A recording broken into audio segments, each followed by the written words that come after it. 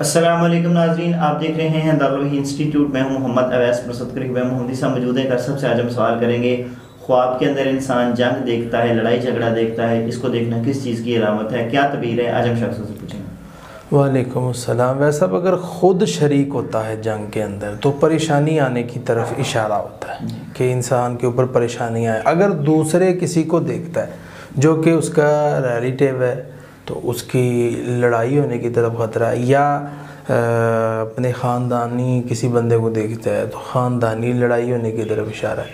اس طرح خواب کے اندر انسان شکست کھا گیا تو نقصان ہونے کی طرف خطرہ ہے۔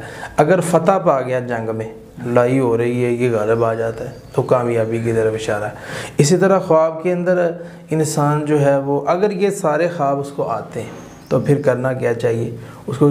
اگر اچھا آتا ہے، جیسے وہ کامیاب ہو گیا، فتح پا گیا، تو اللہ کا شکر ادا کرے۔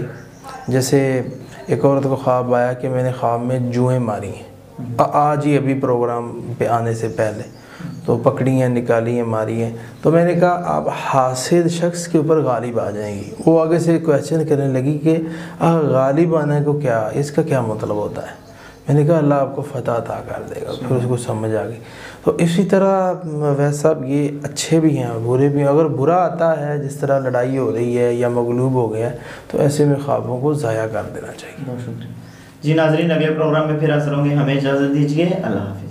اعوذ باللہ من الشیطان الرجیم، بسم اللہ الرحمن